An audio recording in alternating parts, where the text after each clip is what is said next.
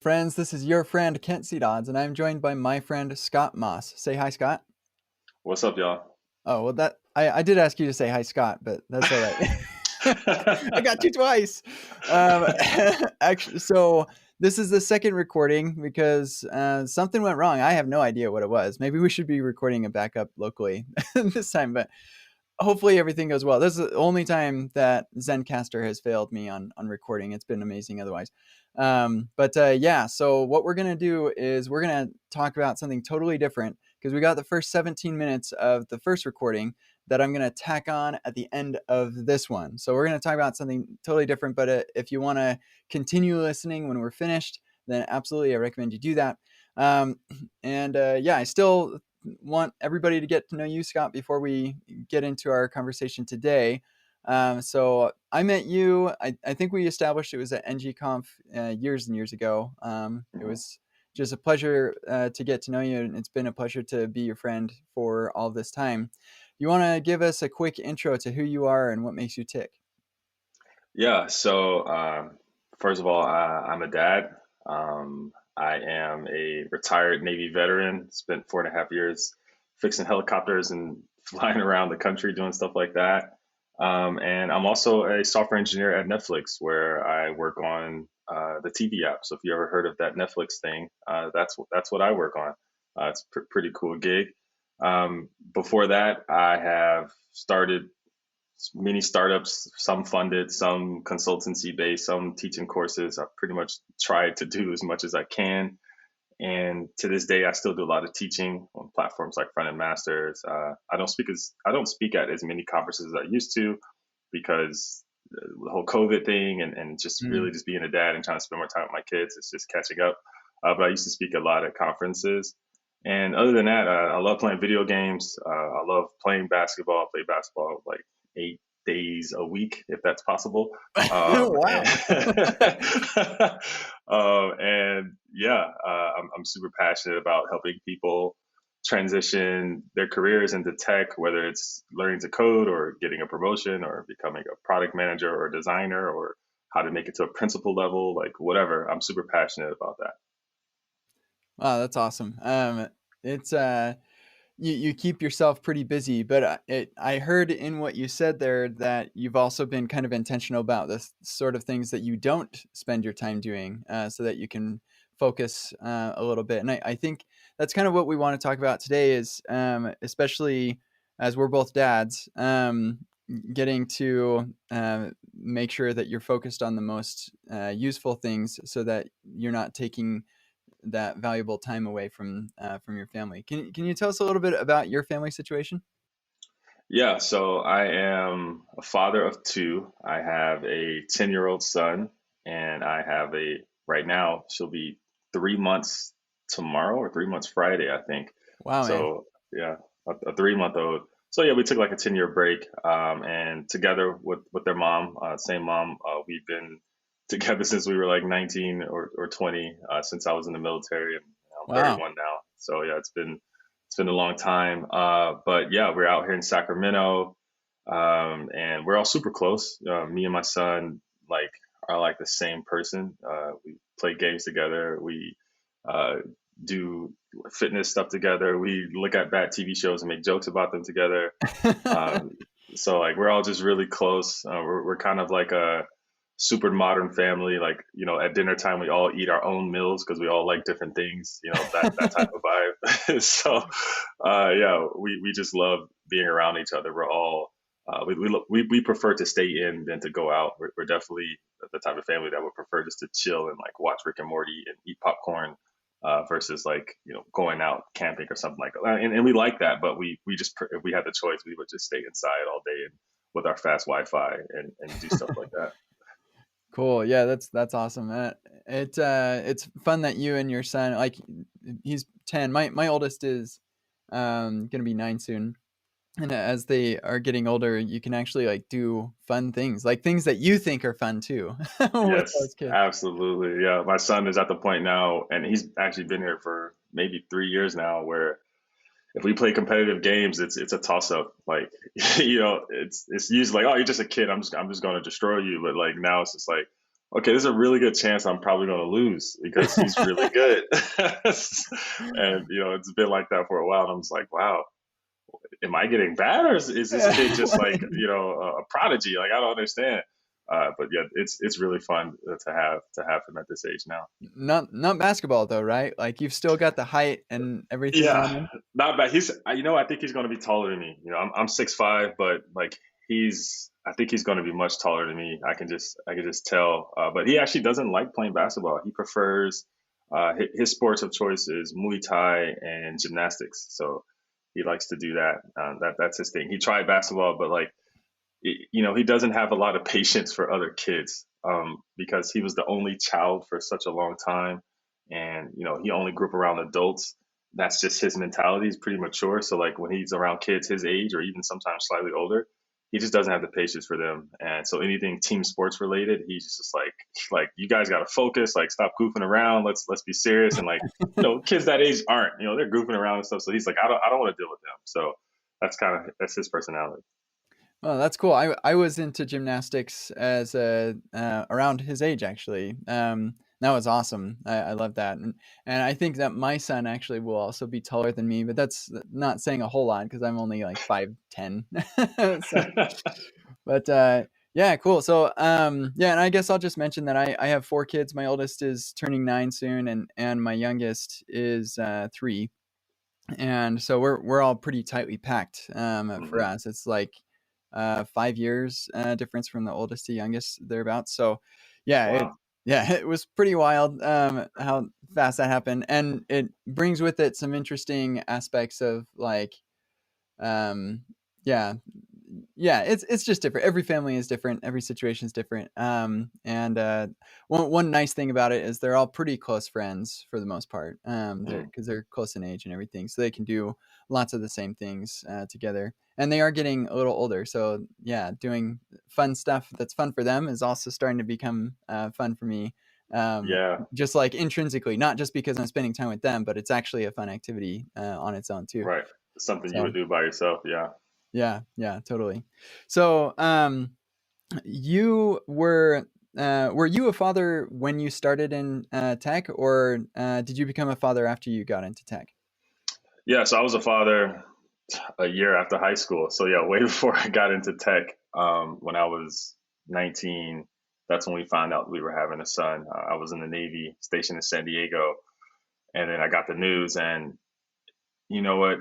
At that time, I was borderline depressed because the military. I mean, the military comes at you hard. So I was just in my feelings and just really trying to navigate the waters of the military, and then finding out that I was going to have a child that actually like brightened everything for me. Like it gave me like a purpose, and like I felt alive again, and like it was just like someone just recharged my battery. So like it was. I think that's when I became who I am today, is when I found out I was having a child back then. I can relate to that super strong too. And I was still in school when I had my first kid, and she just changed my motivation to like what I was doing. I worked harder, and I cared more about the things that I did, um, and I cared less about other things. Was there anything Yeah. like that for you? Like, did you have a shift in what was like important to you? Yeah, absolutely. At the time, I was like trying to become a pilot in the Navy. I wanted to fly helicopters, maybe even jets, even though I think I was too tall for jets. And they had like this program you had to go through because I was enlisted, and you have to become an officer, which requires a degree and all this other stuff. But they have like this transitional program that you could apply for, and it's really hard to get into. So I was like shooting for that. I was just like, kissing up to everyone, just trying to get everyone's good graces to get approved to this program because, like, no matter what I'm doing, I'm going to try to do it the best. And the best that there was in the aviation community in the Navy was to be a pilot. So I was like, that's what I'll be. And then when I found out I was having a child, I just didn't care about it anymore. I was just like, oh, no, I don't want to do this anymore. This is dangerous. Like, I want to be around here for my child, and I want to see him grow, and I want to provide for them. Like, I don't care about this. I want to do something else. And that's actually the first time I started looking into getting into tech, was because I found out that I was having a child and I needed something a little more, I don't know, safer, with a lot more freedom and some more consistency, so I can have more time with him. I didn't want to be out on an 11th month tour on a boat and come back and my son's twice as tall as me. Like I was like, I can't live like that. Thankfully we do have people that make those sacrifices, and I'm so thankful for them. But like I wasn't that person. I couldn't do it. So yeah, I immediately was like, yeah, I'm not reenlisting. I'm not doing this program anymore. I got to figure something else out. And that was not even a year into the Navy. So I had like 4 or 5 more years left. I was already like, I don't want to do this anymore. Wow. And for folks who continue listening after this, you were discharged. You were medically discharged, and that's how you got into tech, which could be seen as a bit of a miracle for what you were trying to do. Yeah, those events, the way that worked out was crazy. So I when I was in the military, I always had like these episodes of these bouts of where I would get dehydrated quite often. And if you do CrossFit or like triathlons a lot, you might come across a condition called rhabdomyolysis. Not sure if you've ever heard of Oh, that. never heard of that. Yeah, it's basically when you're severely dehydrated and your muscles release this protein that basically interferes with how your kidneys process, filter your blood and stuff like that, and it basically clogs your kidneys, and you can have kidney failure. Like Yikes. you could die. Yeah, so typically you'll get that once or twice your whole life if you're extreme fitness. I had it like 5 times in the Navy within like 3 years, Oof. to the point where like I had like temporary paralysis in some of my limbs. So and they didn't think anything of it. They was like, whatever, they'll give me 10 bags of saline solution in the hospital for 2 days and then send me home. And one day we were getting ready to we were deading up to go out on a debt on the boat. So we had to do like a physical to make sure everyone was healthy. And I'm like the healthiest person in my command, so no one thought that like I was going to have any problems. But when I went to the doctor, he was like, yeah, everything checks out. You're great. You're healthy. You knew that.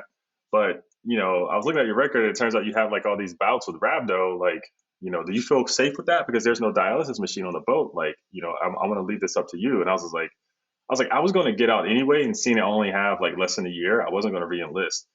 And he was like, oh, okay, well, I'll just do you the favor right now, and you're just going to get discharged. And I was like, Oh, okay. wow. So he's just, I came back to my command. I was like, all right, Moss, you get to go, right? And I was just like, oh, actually, no, I'm getting processed out, and this is my last day at this command. I'm going to another command. And they were like, what? You're like the most fit guy here. This is crazy. There's nothing wrong with you. And I was like, apparently there is. So that happened, but I didn't know what day I was going to get out, because like the VA has to like, they actually have to diagnose me with something to figure out what my benefit is going to be. So they took like a chunk of muscle out of my leg and sent it to some lab in Sweden to figure out what was going on with me. And it turned out I had some type of mitochondrial mutation that affected how I process water, or something like that, or something weird. But during that time, I had no idea when I was getting out. And then in parallel, I'm trying to figure out how to get into tech.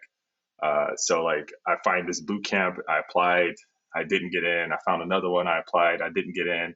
And I just kept at it until I finally got accepted into a boot camp. And then they gave me a date of like November 7th, 2013 is when I start. And this is around August. I figure out what that date is. Still don't know when I'm getting out of the military. So I'm just like, okay, I have to be out of the military by November.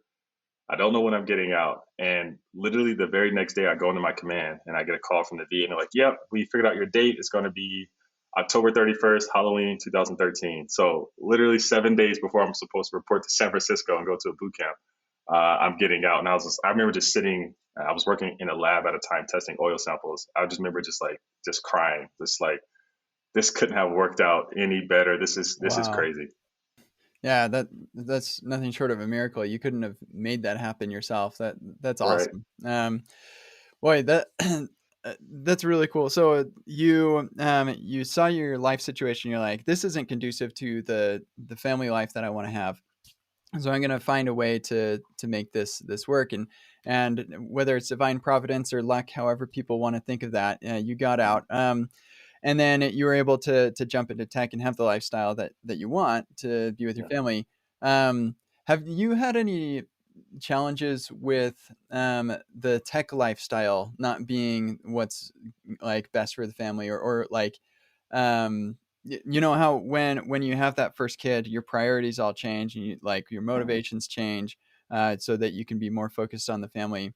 Have you Yeah. ever had something like creep into your life where you kind of lost track, or I guess I'm trying to pull out like some learnings and advice that people could get for if they Yeah. ever run into that sort of situation themselves. Yeah, absolutely. So when I got my first job, um, it was a great job. It was a challenging job. But when like once I realized like what was possible as an engineer and like what the ceiling was, which at that point I didn't see a ceiling, and I still don't. I knew that a job just wasn't going to be enough for me. I need to be able to create. I need to be able to be responsible for change.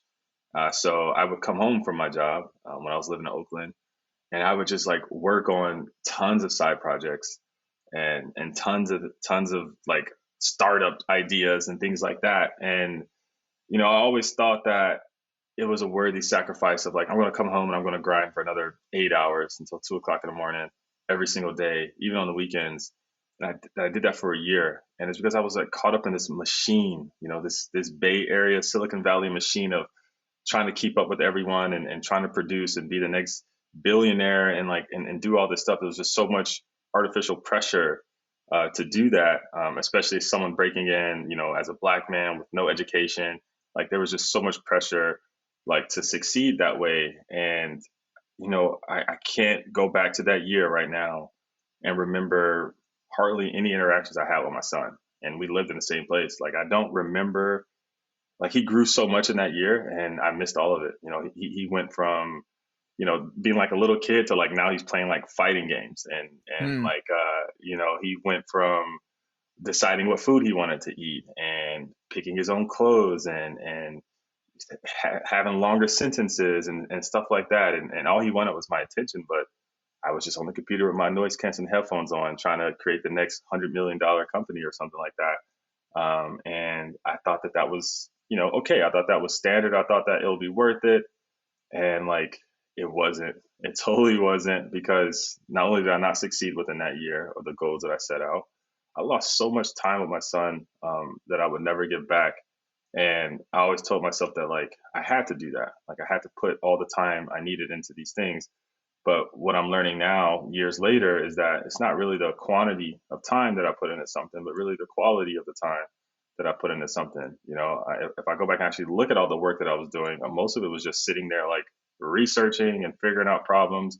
It wasn't like so much of like hands on actually building stuff. And I could have done that better. Like I could have done that on my own time. I could have did that when I was riding the BART or at work or taking a poop on the phone. Like I could have been doing stuff like that. Whereas like instead I was doing that when I should have been hanging out with my son. Hmm. And I totally regret that. And I'm not the type of person that gets influenced, by the zeitgeist of just having everyone just, trying to keep up and stuff like that. Like that's not typically who I am, but I was attracted to that lifestyle, and that's what I wanted to be, and I got lost in it, and I definitely regret that. Yeah, man, I can relate to that as well. I have definitely had times in my life where I was too concerned about um, keeping up and being the best, and comparing myself to other people. How do you pull out of that? Like, what made you decide? You know what? This I'm gonna change this. Like, did your wife say, "Hey, yo, like, don't you want to be a dad sometime?" Or what did it? What made that change for you?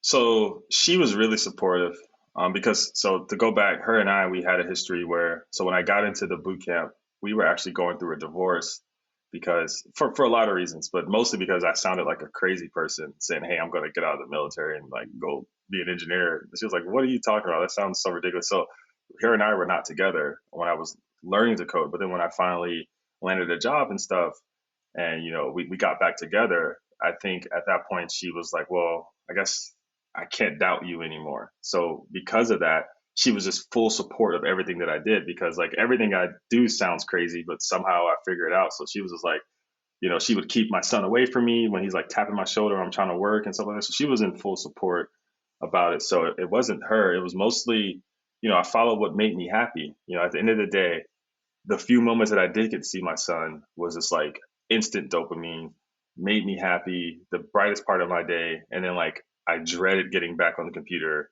trying to build and trying to do things, it always felt like a sacrifice. It always felt like work. So, I just started one day. I was like, you know what? I want to do what makes me happy. I don't want to do something that might make me happy in the future. I want to do something that makes me happy right now. And like hanging out with my son makes me happy right now. And that's what I'm going to focus on because that's what's best for his future, right? I'm so concerned about like my future and framing it like, oh, this is what's best for my family. But in reality, it's my ego saying like, oh, this is what you need to do. But what's best for his future is for me to spend more time with him, so he can understand what it means to be who he is in this world. And I might not be here tomorrow, and I want to pass so many lessons on to him, so many failures that I've had, and things like that. And I'm missing those opportunities. So yeah, ultimately it was just like I just want to be happy, and hanging out with him makes me happy. Oh, dude, that's so true. And so it requires some self awareness to recognize, am I happy and why am I not happy? And I think that's a good takeaway for people is like reevaluate where you're at right now, and are you doing the things that are bringing you Hmm. happiness? Are you at the Yep. company that you're happy at, or are you with the partner that you're happy with? I guess, and like Yeah. whatever it is, and I think that relationships are where happiness comes from. I'm Yeah. convinced of this. And what's interesting is, um, so I love being a dad, and I love spending time with my kids. And like I think for most people, the reason that you go out and get a job is so that you can support the things that you don't get paid for, right? Spending time Hmm. with your family and stuff. And so once you have taken care of those basic needs, then you can go and hang out with your kids and be with your family and develop those relationships. For me though, I have just gotten so sucked into my work that Yeah. like um, there's some character flaws in myself where I'm just so motivated by people saying, "Hey, thanks for all that you're doing," or whatever it Hmm. is. I or releasing something, launching something big, and uh, and I can really easily lose sight for there's like a temporary rush or something that is insatiable about Hmm. working on projects and stuff like that. Whereas on the flip side, hanging out with my family and building those relationships, um, that's that is happiness that just keeps coming. And Hmm. there's also the hard part of all of this. We can talk about that maybe too. The hard part of being a dad. There's plenty of that, but for the most part, like the interesting thing about becoming a parent for me was that I was my capacity to feel was just enormously increased. Hmm. So like I can feel more happiness than I've ever felt in my life, but I can also feel the opposite end of the spectrum more than Hmm. I'd ever felt in my life. Anyway, I think that it's just so easy to get distracted by the things that don't really matter, Yeah. but give you some sort of like some rush, I guess, that distract you from those relationships that bring the real happiness.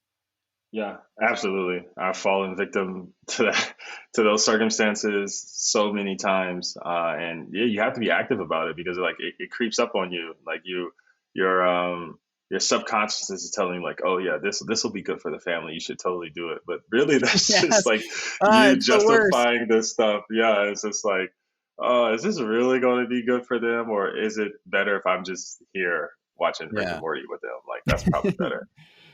So like it's tough. Yeah, that definitely happens to me where I kind of convince myself that it's what I'm doing is better for them. Um, but I think a big part of it is actually it's a coping mechanism. At least it is for me, Mm, for the challenges of being a parent, because it is mm, super super hard. Like I would there are things that I have to do as a parent. They're not listening or whatever it is. They're being disrespectful, stuff like that. Those are just really tough challenges mm, that I don't mm, enjoy experiencing, but I have to deal with when I'm a parent. And I don't have to deal with those things when I'm in my office here doing work. right. I've got other problems and stuff, but those are fun and interesting challenges. Right. Whereas being a dad, it just comes with tons of challenges. Is that similar for you? Yeah. One of the biggest challenges for me was like developing patience. Because as a child, like I had zero patience. Like I grew up in poverty, so like I'm just so used to, worrying about today and never thinking about tomorrow. So my mindset was just like always fast, like get something now, figure out tomorrow when it gets here. And I just didn't have any patience for anything. I never had that. I never experienced, long-term gratification. Everything was short-term gratification for me, like instant. So when it came to having kids, you have to have patience, especially for like babies. Like it's just not going to work out if you aren't going to be patient because you can't reason with the baby. You can't tell them like, hey, it's going to be okay. You can relax and go to sleep for 9 hours so I can sleep. Yeah, right. It doesn't happen that way. So you have to develop the patience, and that was really hard for me. I've really struggled with that because I wanted to be the best dad I could be. But at the same time, like I felt like I was losing my edge of what it made me, what made me me, what made me this person that was just out here just going after everything because I was just really aggressive about it. But then like here I am a dad that's super patient and waiting and empathizing. And I feel like I was losing my edge, but I had to realize that like being this is my life. Like being a dad and being here in my family, that's my life.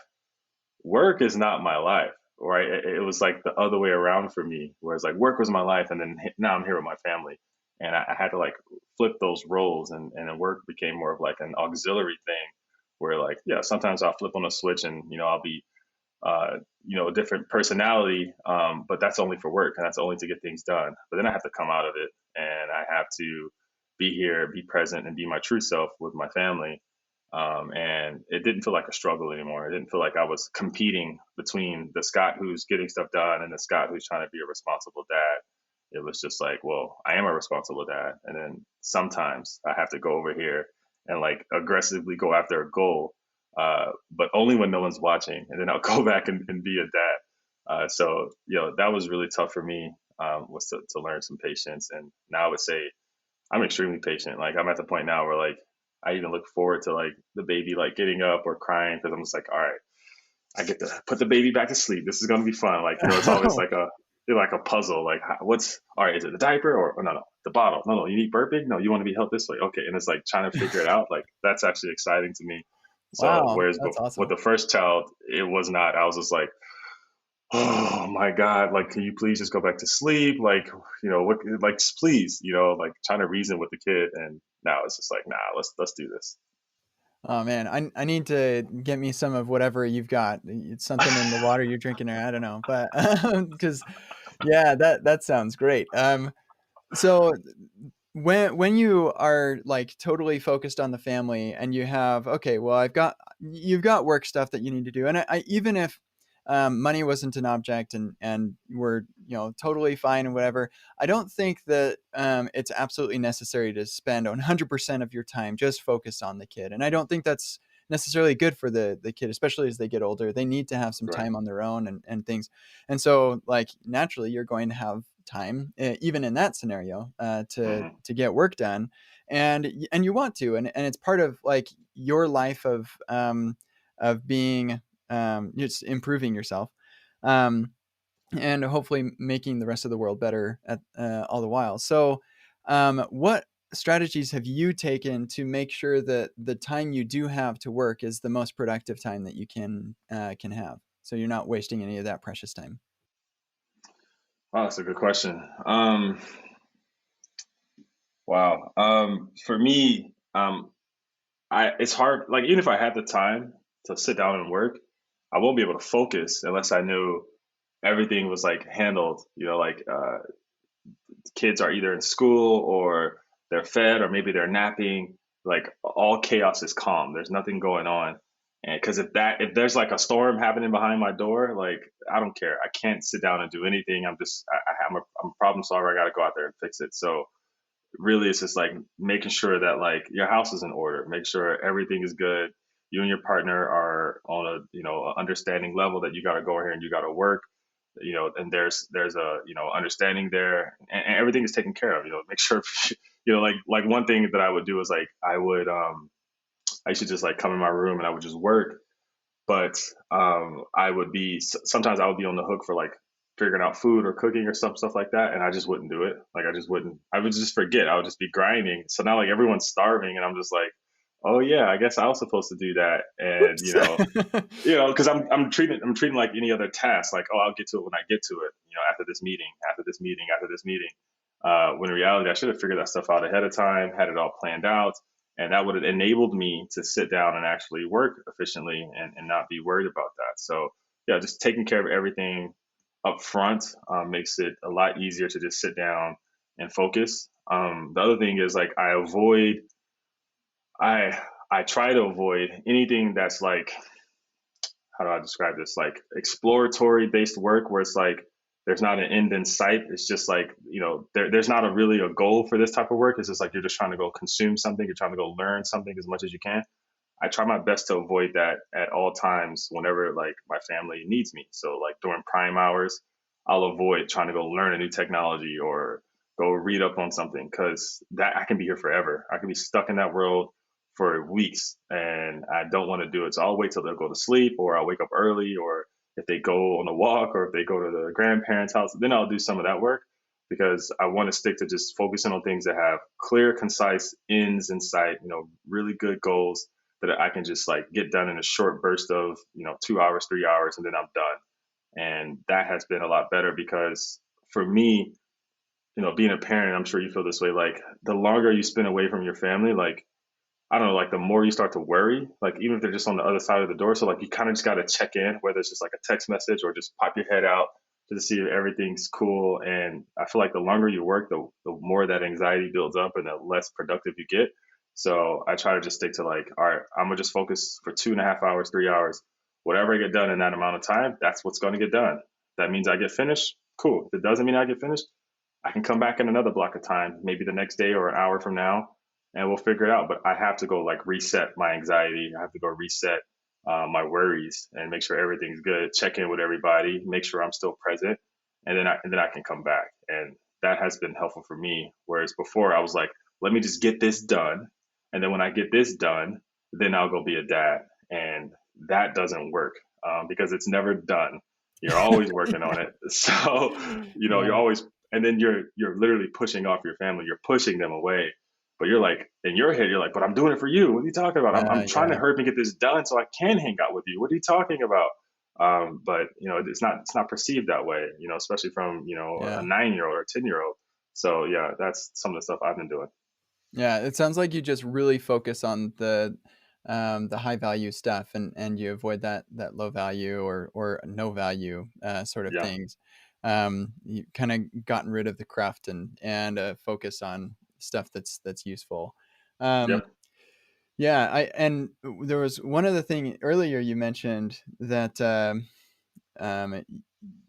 the amount of time that you spend um, with doing work, it doesn't matter as much as the quality of things that you're Hmm. doing, so that kind of ties in there. And when you said that, it kind of made me think the same is true for our relationships, Yep. where the quality of time is much more important than the quantity of time. Now they're both important. They require our time in some cases, and then the relationships need that time, but it's the quality just matters so much. And when it's so easy to be distracted by our devices and things, Hmm. our my kids notice, the kids know, and the relationship suffers when we're not in when we're not engaged and we're not present. And so Right. I think by like saying, okay, this is work time, I'm gonna just get a bunch of work done, be focused, and then when family time starts, that this is the thing I really struggle with is like I'm always like, oh, I'm so close to this checkpoint or whatever, and I Yeah. eat into family time. I gotta stop doing that, and just say, I didn't finish. If it's only 5 minutes left, it will only be 5 minutes tomorrow. you know, Yep. I can continue this tomorrow. So Yep. yeah, yeah, it's being a dad in tech is awesome. I love it. Um, was there anything else you wanted to talk about before we give folks the homework? Yeah. I did want to talk about, the tech industry in general, and like how, I don't know, like how some of the roadblocks you might run into, you know, as a parent in the tech Mm, industry, especially like in Silicon Valley, you know, because like a lot of folks in tech, and it's not even such like an age thing. I would say it's like everyone's so young they don't have children. Not really. Like there's people, you know, that's the other thing. Like people in the tech are like all over the spectrum. I work with people that yeah. are like 60. I work with people that are like 17. They're like all over the place. But like none of them have kids. So it's like, especially in the Bay Area, I think it's different maybe in Utah or in other places like LA, but in the Bay Area, almost no one has kids. It's like they just have dogs and like that's it. So like everything's structured around the, like whenever you tell someone like, oh yeah, I have a kid. Oh, well, that's Huh. fascinating. I'm like, you know, it's yeah, like it's Just like like propagating the human race. Is that like right. so unusual? It's so unusual. It's so foreign, and you know, the whole culture is created around that, right? Like it's everything. Like there's so many some like there's never like rules that say like you must be here at this time, you must work on Saturdays, but like you feel obligated to because everyone else is, right? It's like an unspoken thing. You want to keep up, you want to be competitive, you don't want to lose your job. But that's really hard to do with children. Even if you have a partner, that's just really tough to do. It's going to be hard to find that quality time when you're working. You know, like quality time might be like, okay, if your daughter or your son has an event, something at school, a sports event, something where like if you were there would mean the world to them. You might miss that because you're trying to keep up with your colleague at work because that's just the culture that you work in because it's built around people with no children. And your bosses might say like, "Hey, we support families. We have all these benefits and stuff like that." It's like, yeah, you do, but your culture doesn't. Your culture Yeah. is like making me feel like I have to be here. Like everyone around me is getting raises and I'm not, and you saying I'm doing fine. So like, is it because I'm not working harder? Like, what is it? And you know, you feel like you have to do that, and you got to make those sacrifices. And I told myself I was not going to be part of that. Just wasn't going to do it. So first thing I did when I got my first job, I was like, look, I have a kid. Kid comes first. I'm never going to work weekends. I'm never going to keep up with anyone. And that's just how it is. Don't expect me to do it. And they were like, okay, all right, we won't do that. We won't expect you to do it. And that's just Mm, how I've been. And I think just by saying that first, making that clear, so it's not like, you know, like one of those times like you'll be out at Disney World with your family or whatever, and you'll get that Slack message, and you know you already know what it is. You don't even want to look at it. Your heart kind of just like, I don't want to look at this Slack message, and you yeah. look at it, and it's someone asking you a question about something, so you start freaking out. Like if I don't get to a computer and help them, like it's gonna look bad on me. Like so, but Yeah. I think if you set that expectation first, you can just ignore that and not feel bad. Like, hey, I told y'all I'm not doing that. Like, you already knew what I was about before I got here, and that's just not how it is. So that's pretty much you know how I handle it. I've actually had to like leave a job because I've had situations where they felt like I wasn't available enough, and I just got tired of them feeling that way about me. So I just left. I was like, I'm not gonna put up with this. Like, I'm an engineer. I just go find another job. Like, I don't care. So I just left because I'm not gonna bow down to that culture and you know try to fit in with everyone. I do think it's changing though, and I think that's because just the time of everything. Like, if you look at like you know after the bubble in the 90s and like how everything is growing now, if you look at the people that have been involved, we're getting older now. Like we're all 30s and 40s and approaching 50s, and we're all having children if we don't have them already. So I feel like the people who have created some of the technologies that are like the favorite technologies today, the Instacarts, the Airbnbs of the world, they're all older now and they're all having children. And once they do, they're going to change the cultures of the companies that they're creating and the companies that they invest in and things like that.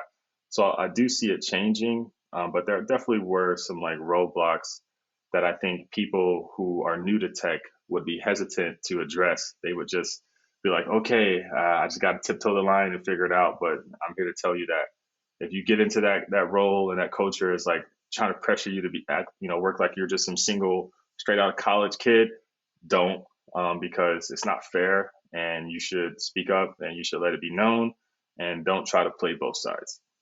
Oh man, that thank you, bravo. That I think that is great. In Utah there are a lot of families, so I haven't um had too much of that, but it's a global, like we live in a very global society, and I Mhm. have definitely felt like, how in the world am I going to keep up with these like people that are at their prime and don't have kids, and maybe even they don't even have a spouse that they like are Right. building that relationship for. They just spend 17 hours a day coding, so I'll never be able to keep up.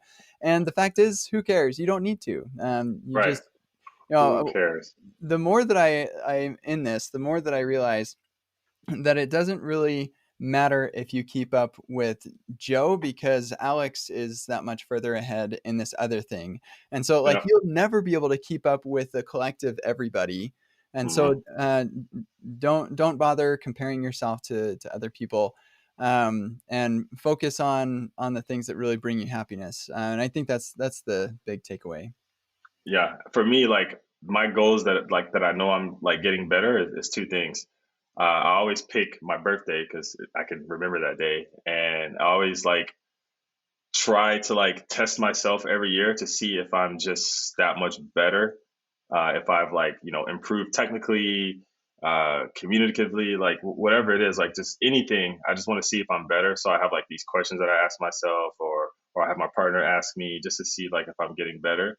So that's one thing because I only want to outdo myself. I'm not concerned about anyone else. I'm only competitive with myself. So it's like those games you'll play where like those racing games where you'll race against the ghost of yourself and you're trying to Oh beat yeah. beat the lap. That's me. Like I'm just trying to race against last year me, and I just want to do slightly better. A 0.5% increase is amazing to me. So like that's what I'm trying to do. So that's one thing. The other thing is I want to see if my kids improved, right? Because Ooh, yeah. right, I want to see how much they have improved. Like if their mentalities, if their emotions and their feelings and the way that they see life is the same as it was last year, then like I failed miserably because a whole year went by and I didn't show them anything. I didn't teach them anything. I didn't, I wasn't supporting them. Like I want to see a big change in my children every single year.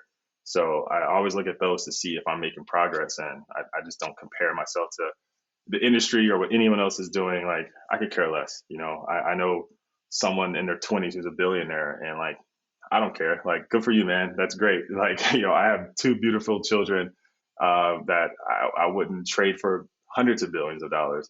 Mhm. So like it to me like that's all that matters to me. Oh, dude, love it. I love it. That's great. So let's wrap up with our homework here. So Scott, there you told me earlier that there was a time in your life where you evaluated how you used your time. Do you want to describe that a little bit so we can give that as homework? Yeah. So one point in my life, I reached like this peak level anxiety of like my son was like having performance issues at school and he was acting out, which is so out of his character. And we drilled down and found out it was mostly because of the lack of attention I was giving him. And it was easy to find out. When I was giving him attention, he performed well. When I wasn't, he didn't perform well. It was that simple. So I had to make a change. I was like, all right, I have to find a way because I was actually running a company too. Like I had like 20 employees at one point. So I was like, I can't just slow down and like just stop business. Like I got to figure out a way. So I had to figure out a system of how I can still be productive, but also be there for my child. And the best, actually, my girlfriend suggested, she's like, well, you just need to make more time. And I was like, make more time. I don't have any time. You see how busy I am all the time. She was like, yeah, but like, really, what do you do? And I was like, what do you mean? What do I do? Like, I do all this stuff. She was like, does it have to be done? And like, what are you doing in between? So I was like, okay, I'm just going to, you know what? I'm just going to write down everything that I do so you can see. And then like, that's what I did for a whole week. For every minute, I was like, all right, this is what I did. I woke up, I brushed my teeth, I had this meeting. I like took 20 minutes looking at ESPN for some reason. I don't even really watch sports that much. Why am I looking at ESPN? Or like one morning I woke up and I literally sat in the bed for an hour and a half looking at Reddit and YouTube before I even got out of the bed. Hmm. Just weird things like that. And then like I calculated that like I was pretty much wasting 20 to 25 hours a week on Whew. things that add no value to either work or my family or me. Just like random stuff of not doing anything. And I was just like, wow, that like I felt so disgusting because Hmm. here I am saying like, oh, I don't have that much time to spend with my kids without sacrificing from my job, and I do. I had plenty of time, and And it felt so bad that I was just going to brush that off without even investigating, without even trying. So yeah, homework. If you feel like you are struggling to find the time to maybe even break into technology, like as an engineer, a product management or designer, or maybe you're already in tech and you're having a hard time balancing the tasks that you have at work and staying productive and being in the limelight, but also being a parent, I would urge you to sit down and record every single minute of your day, of your week, whatever cadence you want, and go back and watch all of the time that you wasted on things that add no value to the goals that you set for yourself. Because at the end of the day, you want to use this time you have now to pursue the goals that you have and be there for the family. Pretty much nothing else matters at this point. When you get older, I'm sure things will be different. But for now, go after the goals that you want and be there for your family and put all your time into those things, right? Whether it's building a stronger relationship with your partner or helping your daughter or your son grow in whatever task they're doing, or maybe you're launching a startup. Like those are probably the most important things in your life. So put the time into those things, and then everything else, get rid of it, cut it out. And, it's going to take some time to get to the point where getting rid of that stuff is so natural that you don't have to think about it anymore. Because most of those things are probably bad habits that you've just picked up along the way, things that carried over from your previous life, things that like you just cannot get away from. So it's going to take some time, but that's where the discipline comes in. And if you're consistent with it, next 2 or 3 months, it'll just be regular to you. Like you'll notice when you start wasting time. You'll be like, what am I doing? And you'll get right back on track. So like it takes some time, but I highly recommend doing that. And that's pretty much what I did. Dude, I love it. I think that's great. And there's something to be said of like spending time for self-care and like you want to take care of yourself, but yeah, Yes. watching YouTube videos and scrolling Reddit or Twitter or something, that's not self-care. That's not that's self-care. that's Exactly. coping. Yes, that is coping. 100%. That's a good word. Yep. Yeah. Cool. Hey, Scott, it's been such a pleasure to chat with you. Thank you so much for sharing your knowledge and experience in your life with us. And what's the best place for people to reach out to you and connect with you and keep up with what you're doing? Yeah, best place would definitely be on Twitter.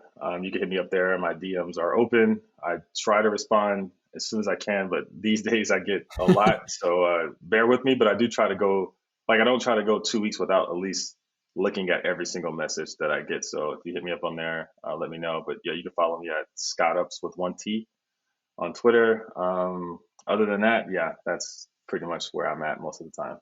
Sweet. All right. Thanks, everybody. And we'll see you all in the future. All right, peace. All right. And like I said, we are going to play that last bit or the first bit of our last recording that got chopped off. It's great. So I encourage you to continue listening, and we'll play that right now. Hello, friends. This is your friend Kent C. Dodds, and I'm joined by my friend Scott Moss. Say Hey, hi, Scott. everybody. I did ask you to say hi, Scott, but that's okay. Hi, everybody works. So I'm excited to chat with Scott. Scott and I have known each other for a long time. I think we met at NGConf like 2014 or something like that. Is that right, Oh, Scott? I can't man, was it remember. that long ago? It's been a while. Maybe it was Yeah. 2015, but yeah, it's been a long time. But I'm pretty sure it was the Angular JS community that we got to know each other. And it's just been a pleasure to keep up with you over the years. So the cool things that you are working on. And oh, you know what? I remember. I think it was I think it was NGConf. You told your story of how you got into Yep, software. that's right. Um, and I actually, I was so inspired by that story. I walked up to you and just told you, thank you so much for sharing that. I'm still inspired by it. I'd love for the audience to get to know that. If you're okay sharing a little bit of that before we get into our regular chat here. So yeah, why don't you go ahead and introduce yourself? And if you don't mind sharing some of that story of how you got into software, Yeah, that'd be awesome. absolutely. So, yeah, I'm Scott Moss. Like Ken said, I am currently a senior engineer at Netflix. And before that, I was running a SaaS company, like a DevTools company that I founded. It was a YC funded company. Doesn't sound as cool as it does on paper. It's really hard to do that. And before that, I've done all types of things like consulting and open source and hackathons and working at other companies. So kind of just all over the place. And yeah, my journey, like Ken said, to getting into tech is I don't know, pretty different than I would say a lot of people. Starting out, I don't have a computer science background. I never went to college. I barely graduated high school after dropping out for a little over a year. And I was raised with 7 siblings and just basically extreme poverty in some of the worst neighborhoods in Atlanta, Georgia that you could imagine.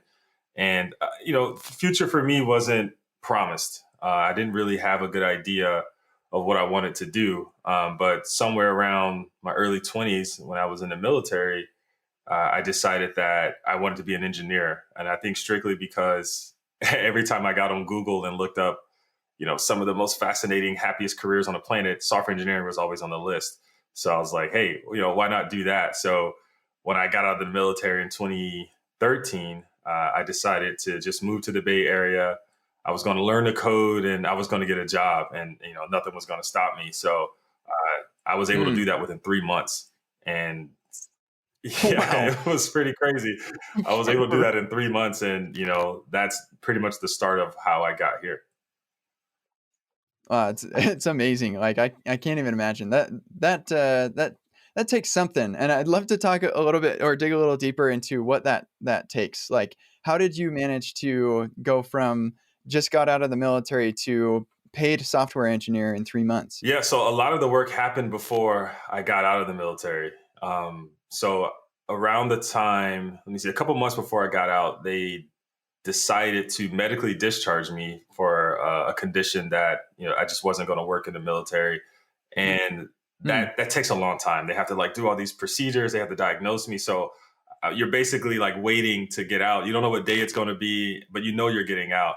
So that's when I started looking and trying out different things, and that's when I came across software engineering. And I was like, okay, this sounds interesting. So, back then there wasn't a lot of resources online. So I went to Borders and I bought books and things like that. And, I studied, I think the first thing I looked at was like Android development, because I was such an Android fanboy back then. I was like, I'm gonna make Android apps. And that was just way beyond anything that I could understand back then.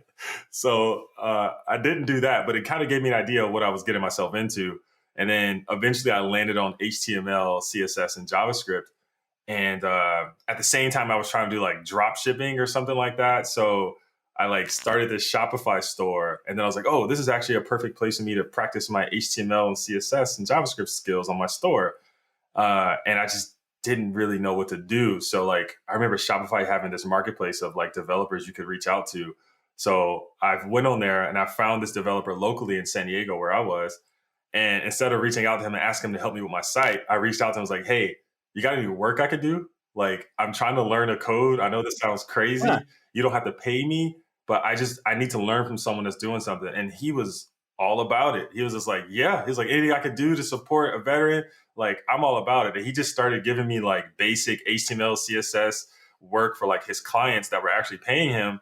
And he would show me stuff on the side. And I was just like, wow, this stuff is really powerful. And yeah, I Very can't believe this cool. stranger is helping me. And to this day, I've never met him face to face, but we worked Really? together for months on just tons of projects together. And then right when I found out when I was going to get out, I was like, okay, I got to take this serious now. So, or actually, I'm sorry, no, wait, I didn't know when I was getting out yet, but I decided I wanted to take it serious. So I was like, okay, Hmm. I either got to go to college, I can use my GI Bill, the military will pay for it, or I could try something else. I decided to try something else. I just didn't want to go to college before Didn't want to go to college. Yeah. so I was like, I'm gonna do something else. So I looked up, how to learn to code fast. And back then there were these things called boot camps, right? There were like maybe 2 or 3 at the time. They almost seemed very scammy back then. Like what's gonna Hmm. happen? Like what's really going on? So I applied to one of them, and I can't remember which one it was. I think it was maybe Dev Bootcamp. I don't remember. And I remember like studying. It was like Ruby, so I was like studying Ruby. I was doing all this stuff, and I went and did the interview, and it was actually with the CEO of the company, and he asked me the most ridiculous brain teaser I've ever been asked, even to this day. And I was just like, Oh. "What is this? Is this what software engineering is about? Because I don't want to do this."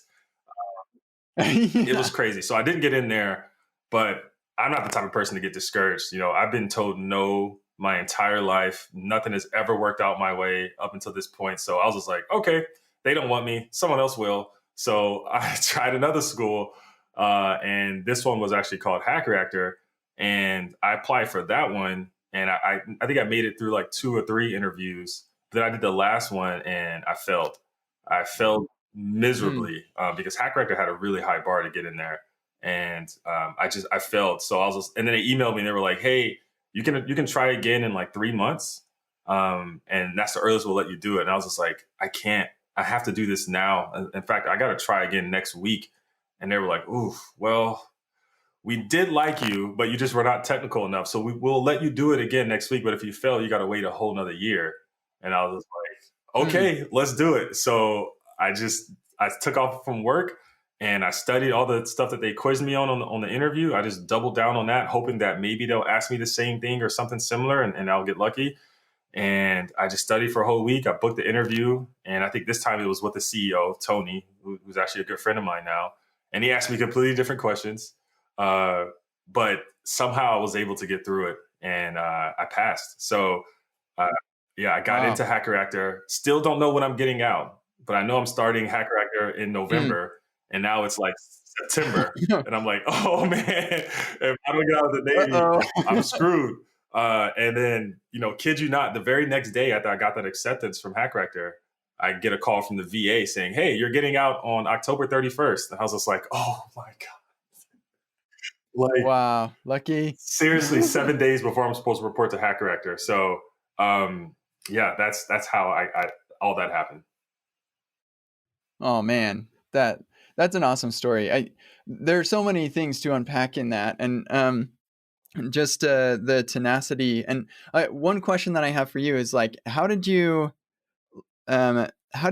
find yourself so committed to this that you were willing to not give up at all of those spots where it seemed like you fail one interview to get into a boot camp and you're like, oh man, maybe this I'm not cut out for this. Like that would be a very natural way to feel. And then you fail a second one and now it's like, really, oh, I guess maybe I'm not. But no, that was not your reaction. How did you decide, like it would have been so easy for you to say, well, I guess software dev isn't what I want to do or isn't good for me. I'll just let the military pay for my college and I'll go get a different job. Like how did you know that software was going to be your thing, and how did you stay motivated and Yeah, committed?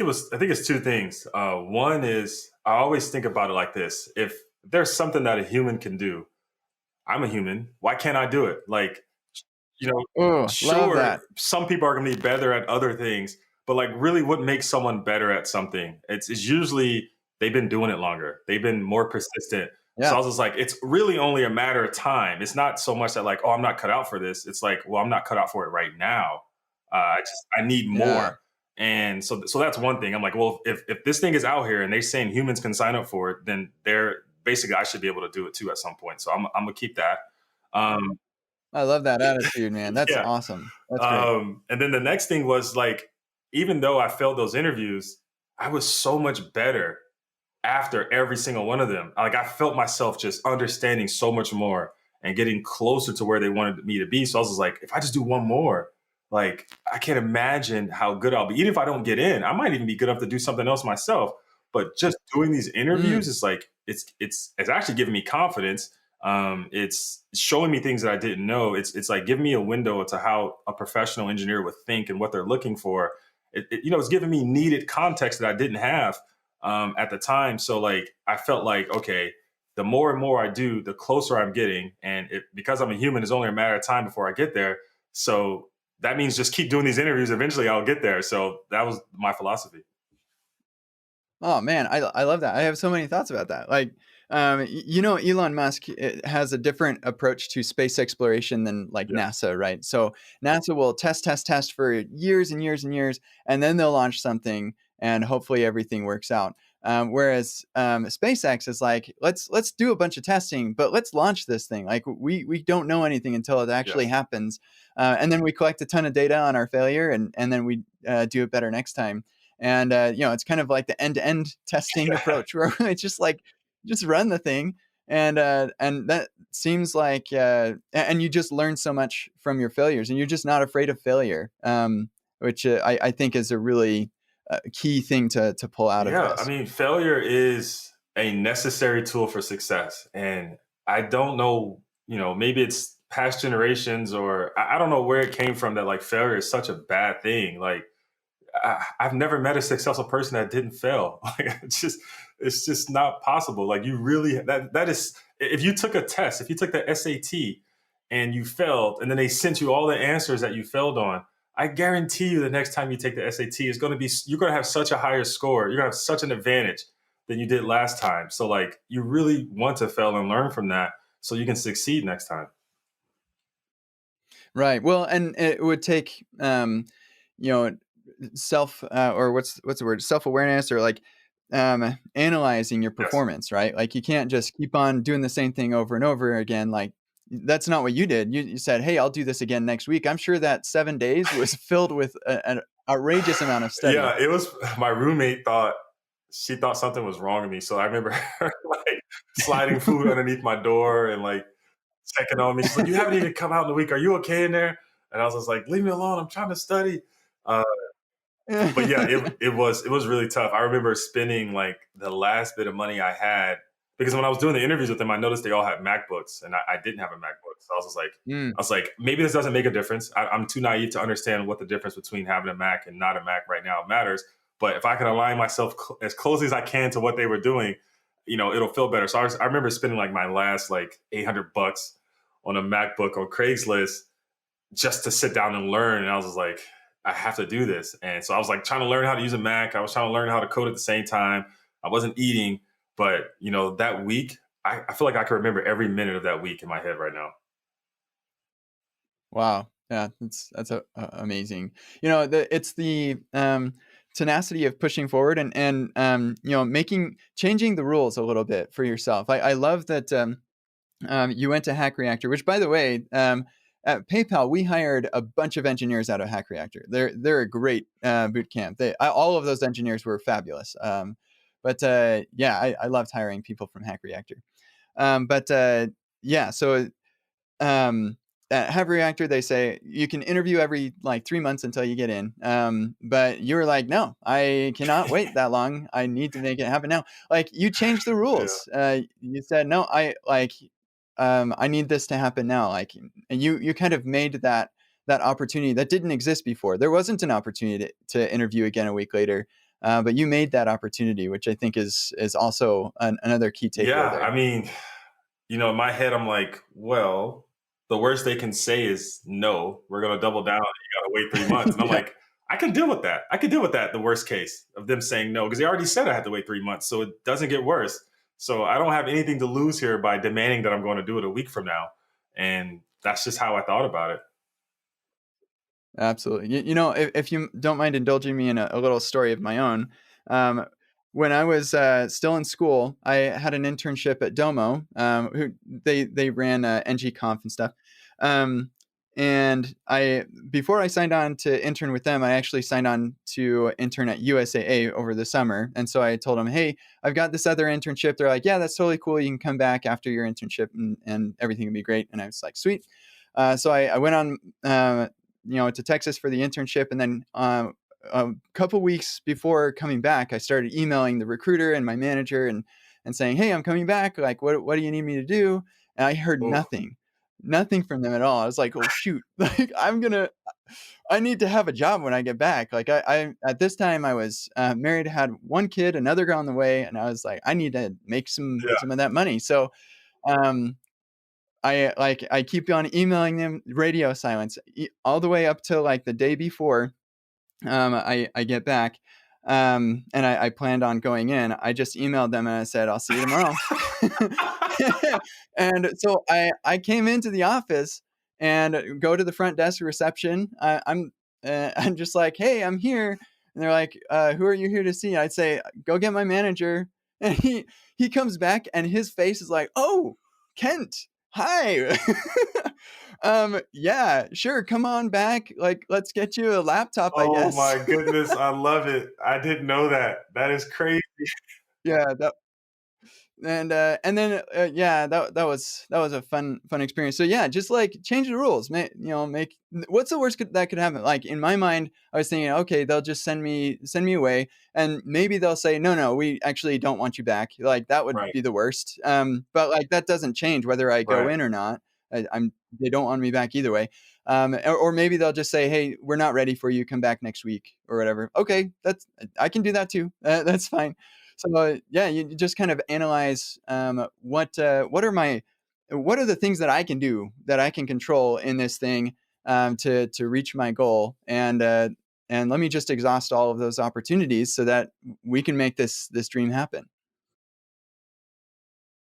And again, I'm sorry that that got cut off, because the rest of the conversation was awesome, but it's gone forever. Sorry, but yeah, thanks again, Scott. You've been awesome. It's just been a pleasure to have you on the show, and yeah, we'll see you all in the future. Yep. Y'all take care. Thanks, Kent.